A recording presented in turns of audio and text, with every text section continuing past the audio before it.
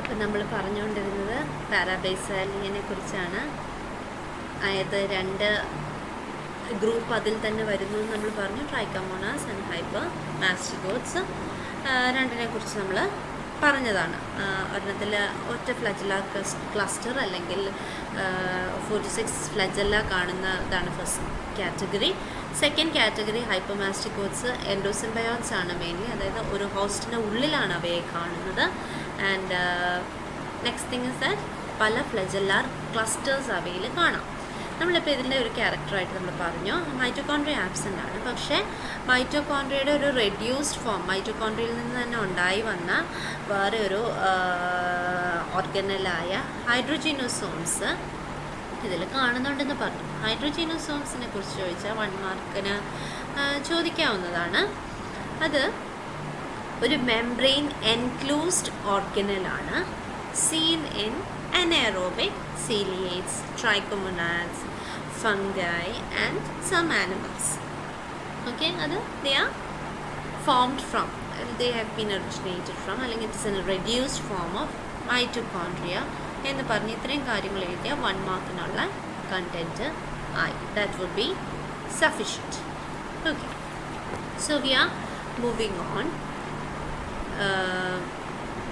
പാരാബൈസാലിയയുടെ example നമുക്ക് പഠിക്കാനുള്ള example trichonympha. ട്രൈക്കോനിംഫൻ്റെ പടമാണ് ഇവിടെ കൊടുത്തേക്കുന്നത്. Trichonympha as you see over here, ഇതൊരു പെയർ ഷേപ്ഡ് ഓർഗാനിസം, പെയർ എന്ന ഫ്രൂട്ടിലെ അതുപോലെ ആ ഒരു ഷേപ്പുള്ളൊരു ഓർഗാനിസമാണ്. ഇതൊരു സിംബയോട്ടിക് ഫോമാണ്. സിംബയോസിസ് എന്ന് പറഞ്ഞാൽ എന്താ, വേറെ ജീവികളുമായിട്ട് വേറെ ഓർഗാനിസംസ് ആയിട്ട് അല്ലെങ്കിൽ പ്ലാന്റ്സ് ഒക്കെ ആയിട്ട് ഒരു അസോസിയേറ്റ് ചെയ്ത് ജീവിക്കുന്ന ജീവികൾക്കാണ് നമ്മൾ സിംബയോട്ടിക് ഫോംസ് എന്ന് പറയുന്നത്. ഈ പർട്ടിക്കുലർ ട്രൈക്കോനിംഫ എന്ന് പറഞ്ഞ ഓർഗാനിസം ഇറ്റ് ഷോസ് മ്യൂച്വലിസം. സിംബിയോസിസിൽ തന്നെ കുറച്ചുകൂടി പർട്ടിക്കുലർ ആയിട്ട് പറഞ്ഞാൽ മ്യൂച്വലിസം ആണത് കാണിക്കുന്നത്. മ്യൂച്വലിസം എന്ന് വെച്ചാൽ അതിൻ്റെ ഹോസ്റ്റിനെ അത് ആശ്രയിച്ച് ഹോസ്റ്റിൽ നിന്ന് കുറച്ച് ബെനിഫിറ്റ്സ് അത് ഡിറൈവ് ചെയ്യുന്നുണ്ട്. അതേപോലെ തന്നെ ഹോസ്റ്റിനും ഇത് അവിടെ ഇരിക്കുന്നത് കാരണം ഹോസ്റ്റിനും കുറച്ച് ഗുണങ്ങളൊക്കെ കിട്ടുന്നുണ്ട്. അതിനാണ് മ്യൂച്വലിസം. രണ്ട് ഓർഗാനിസത്തിനും ബെനിഫിറ്റ് ഉണ്ടാകുന്ന കേസിനാണ് മ്യൂച്വലിസം എന്ന് പറയുന്നത്. അപ്പം ട്രൈക്കോനിംഫനെ കാണുന്നത് ടെർമൈറ്റിൻ്റെയും കോക്രോച്ചിൻ്റെയൊക്കെ എലിമെൻ്ററി കനാലിലാണ് ഇവയെ കാണുന്നത്. ഇതിൻ്റെ ലൊക്കേഷൻ എന്ന് പറയുന്നത് അവിടെയാണ്. ഇത് ചെയ്യുന്നത് എന്താണെന്ന് പറഞ്ഞാൽ ഇറ്റ് ഹെൽപ്സ്. എങ്ങനെയാണ് ഹോസ്റ്റിന് പ്രയോജനം കിട്ടുന്നത്? ഹോസ്റ്റ് പറഞ്ഞാൽ ടെർമൈറ്റ് അല്ലെങ്കിൽ കോക്രോച്ചിന് കിട്ടുന്ന പ്രയോജനം എന്താണ്? It helps in the digestion of wood eaten by the host insect. As far as termites are concerned, അത് ഫീഡ് ചെയ്യുന്നത് വുഡിലാണ് അല്ലേ. അപ്പോൾ വുഡ് ഡൈജസ്റ്റ് ചെയ്യാൻ സഹായിക്കുന്നത് ഈ പറഞ്ഞ ട്രൈക്കോനിംഫയാണ്. വുഡിൽ സെല്ലുലോസ് എന്ന് പറഞ്ഞ സബ്സ്റ്റൻസ് ഉണ്ട്, അത് ഡൈജസ്റ്റ് ചെയ്യാൻ സഹായിക്കുന്നത് ട്രൈക്കോനിംഫയാണ്. അതാണ് ടെർമൈറ്റ് എന്ന ഹോസ്റ്റിന് കിട്ടുന്ന പ്രയോജനം. ഇതുങ്ങളെ ഇതിൻ്റെ ശരീരത്തിൽ വഹിക്കുന്നത് കൊണ്ട് ടെർമൈറ്റിന് കിട്ടുന്ന പ്രയോജനം അതാണ്. പകരം ടെർമൈറ്റ് എന്താണ് ട്രൈക്കോനിംഫ എന്ന പാരസൈറ്റിന് കൊടുക്കുന്നത് എന്താണ്? പകരം അതിന് ഫുഡും ഷെൽട്ടറും ഹോസ്റ്റ് കൊടുക്കുന്നുണ്ട്. അതാണ് രണ്ടും മ്യൂച്വലി ബെനിഫിറ്റഡ് ആവുന്ന റിലേഷൻഷിപ്പിനാണ് ഈ പറഞ്ഞ പോലെ നമ്മൾ മ്യൂച്വലിസം എന്ന് പറയുന്നത്. Then it shows cosmopolitan distribution. What is this cosmopolitan distribution? Wide distribution. എല്ലായിടത്തും, ലോകത്ത് എല്ലായിടത്തും തന്നെ കാണുന്നതിനാണ് കോസ്മോപോളിറ്റൻ ഡിസ്ട്രിബ്യൂഷൻ എന്ന് നമ്മൾ പറയുന്നത്.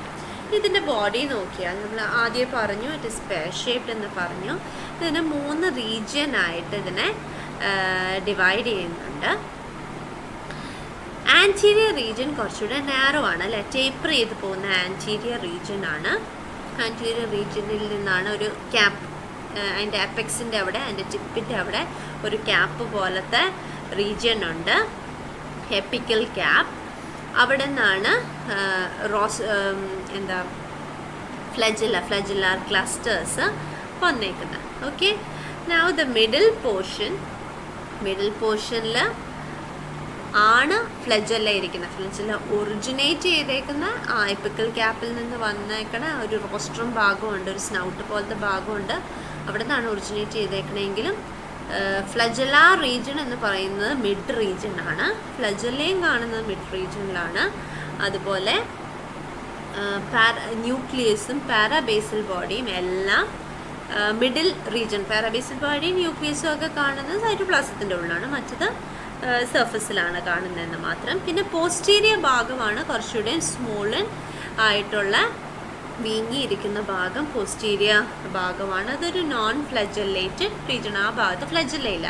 ആൻറ്റീരിയർ റീജിയനിൽ ഫ്ലജല്ല ഒറിജിനേറ്റ് ചെയ്യുന്നുണ്ട്.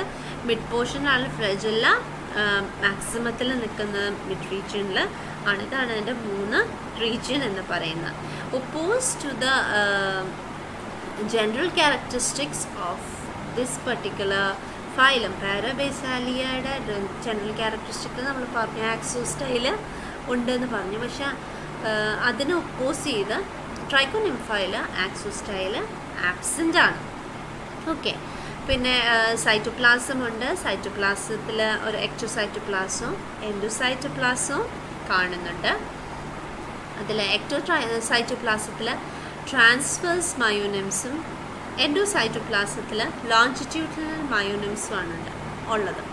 എന്താണ് ഈ മയോനിംസ് എന്ന് പറയുന്നത്? മയോനിംസ് വേറെ ഒന്നുമല്ല, കോൺട്രാക്ടൈൽ സ്ട്രക്ചേഴ്സ് ആണ്. ഓക്കെ, കോൺട്രാക്ടൈൽ സ്ട്രക്ചേഴ്സ് അല്ലെങ്കിൽ കോൺട്രാക്ടൈൽ ഫിലമെൻറ്റ്സ് എന്ന് നമുക്ക് പറയാം. കോൺട്രാക്ടൈൽ ഫിലമെൻറ്റ്സ് അത് കാൽഷ്യം ഹൈ ഓർഗാനിസത്തിലും ഒക്കെ കാണുന്നതാണ് മയോനിംസ്. നമ്മുടെ മസിൽ ഫൈബേഴ്സിൽ കാണുന്നതാണ്. കാൽഷ്യത്തിനോട് റെസ്പോണ്ട് ചെയ്ത് കോൺട്രാക്ട് ചെയ്യും എക്സ്പാൻഡ് ചെയ്യുന്ന ഫിലമെൻറ്റ്സ് ആണ് മയോനിംസ് എന്ന് പറയുന്നു. ഓക്കെ, അത് ഈ ജീവികളിൽ കാണുന്നുണ്ട്. ഓൺ ടു ഇറ്റ്സ് റീപ്രൊഡക്ഷൻ ഇവിടെയും ബൈനറി ഫിഷൻ നടക്കുന്നുണ്ട്. കൂടാണ്ട് എൻസിസ്റ്റ്മെൻറ്റും നടക്കുന്നുണ്ട്. അതായത് സിസ്റ്റ് അഡ്വേഴ്സ് കണ്ടീഷൻസ് വരുമ്പോഴത്തേക്കും സിസ്റ്റ് അത് ഫോം ചെയ്യുന്നുണ്ട്. So with that we have covered the first 4 phylums coming under Protista. Hope you understood. എന്തെങ്കിലും ഡൗട്ട്സ് ഉണ്ടെങ്കിൽ നിങ്ങൾ കമൻറ്റ് ചെയ്യുക. മിസ് ഇവിടെ ഇതിൻ്റെ സ്റ്റാർട്ടിങ് സ്ലൈഡിൽ ഒരു കളർഫുൾ ആയിട്ടുള്ളൊരു ബാക്ക്ഗ്രൗണ്ട് ഇട്ടിരുന്നു. ആൻഡ് ഐ ടോൾഡ് ദാറ്റ് എന്ത് ബേസിലാണ് നമ്മൾ ക്ലാസിഫൈ ചെയ്യുന്നത് അല്ലേ? Based on the similarities and dissimilarities ആണ് നമ്മൾ ക്ലാസിഫൈ ചെയ്യുന്നത്. ഇതിൽ സിമിലർ ആയിട്ടുള്ള എല്ലാത്തിനെയും നമ്മൾ ഒരു കൂട്ടത്തിൽ പെടുത്തുന്നു. ഓക്കെ, ആദ്യമേ ഞാൻ പറഞ്ഞു, ഓക്കെ, ബ്ലൂവിനോട് കൂടുതൽ സിമിലാരിറ്റി കാണിക്കുന്നതിനെല്ലാം ബ്ലൂ എന്ന് പറഞ്ഞ കാറ്റഗറിയിലിടുന്നു. യെല്ലോനോട് കൂടുതൽ സിമിലാരിറ്റി കാണിക്കുന്നതിന് യെല്ലോ എന്ന് പറഞ്ഞൊരു കാറ്റഗറിയിലിടുന്നു. ഇത് രണ്ടുമല്ലാത്ത കളേഴ്സ്, മിക്സ്ഡ് കളേഴ്സ് വരുന്നുണ്ട്. അപ്പം degree of similarity and dissimilarity നോക്കിയിട്ടാണ് ഇതിനെ ബ്ലൂവിൽ കയറ്റണോ യെല്ലോയിൽ കയറ്റണോ എന്ന് തീരുമാനിക്കുന്നത്. ഇതിൻ്റെ ബ്രിമ്പിൽ നിൽക്കുന്നത് ചിലത് കാണും അല്ലേ? നമുക്ക് യെല്ലോയിലും പെടുത്താൻ പറ്റത്തില്ല, ബ്ലൂവിലും പെടുത്താൻ പറ്റത്തില്ലാത്ത ചില യുണീക്ക് വൺസ് കാണാം, ചില യുണീക്ക് ഓർഗാനിസംസ്, ചില യുണീക്ക് സ്പെസിമെൻസ്, ചില യുണീക്ക് കളേഴ്സ് എല്ലാം കാണാം. അതിന് നമ്മൾ എന്താ പറയുക? നമുക്കൊന്നിലും പെടുത്താൻ പറ്റില്ല. നമ്മളെപ്പോഴും ശ്രമിക്കുന്നത് എന്താ? ഞാൻ ബയോളജി അല്ലാട്ടോ പറയുന്നത്, ഐ എം ടോക്കിംഗ് ലൈഫ്. അപ്പോൾ നമ്മളെപ്പോഴും ഏതെങ്കിലും കാറ്റഗറി, സ്റ്റുഡിയസ് കാറ്റഗറി, അല്ലെങ്കിൽ പാട്ടുകാരി, അല്ലെങ്കിൽ ഡാൻസുകാരി, അല്ലെങ്കിൽ എഴുത്തുകാരി, അല്ലെങ്കിൽ maybe going on to the profession teacher, അല്ലെങ്കിൽ ഡോക്ടർ, അല്ലെങ്കിൽ എൻജിനീയർ. നമുക്ക് ഫെമിലിയർ ആയിട്ടുള്ള കുറച്ച് കാറ്റഗറീസ് ക്ലാസ്സസ് ഉണ്ട്, അതിലേക്ക് കയറ്റാനാണ് നമ്മൾ ശ്രമിക്കുന്നത്. ഇതിലൊന്നും അല്ലാണ്ട് ബ്രിമ്മിൽ നിൽക്കുന്ന, ഒന്നും അല്ലാണ്ട് യുണീക്കായിട്ട് ഒരു കളറുള്ള ചിലരുണ്ട് നമ്മുടെ ഈ കൂട്ടത്തിൽ, റൈറ്റ്? മേ ബി നമ്മളിൽ ഓരോരുത്തരിലും ഈ യുണീക്നെസ് ഉണ്ട്. നമ്മൾ പലപ്പോഴും ഓരോ കാറ്റഗറിയിൽ എത്തിപ്പെടാൻ വേണ്ടി നമ്മൾ നമ്മുടേതായിട്ടുള്ള സ്വതസിദ്ധമായിട്ടുള്ള യുണീക്ക് കളേഴ്സ് മറന്നു പോവുകയാണ് ചെയ്യുന്നത്. നമ്മൾ ബയോളജിയിലാണെങ്കിൽ ഈ യുണീക്നെസ് ഉള്ളവരെ നമ്മൾ ഐദർ കണക്റ്റിംഗ് ലിങ്ക്സ് എന്ന് വിളിക്കുന്നു. ഒരു ഫയലും വേറൊരു ഫയലും നമ്മൾ കണക്ട് ചെയ്യുന്ന ലിങ്ക് എന്ന് വിളിക്കുന്നു, അല്ലെങ്കിൽ ലിവിങ് ഫോസിൽസ് എന്ന് വിളിക്കുന്നു. അങ്ങനെയൊക്കെയാണ്. അവർ ഭയങ്കര പ്രത്യേകതയുള്ളവരാണ്, വളരെ എവല്യൂഷണറി ഇമ്പോർട്ടൻസ് ഉള്ള ജീവികൾ എന്ന് പറഞ്ഞ് നമുക്ക് ഡീറ്റെയിൽ ആയിട്ട് പഠിക്കാനുണ്ട് അവരെക്കുറിച്ച്.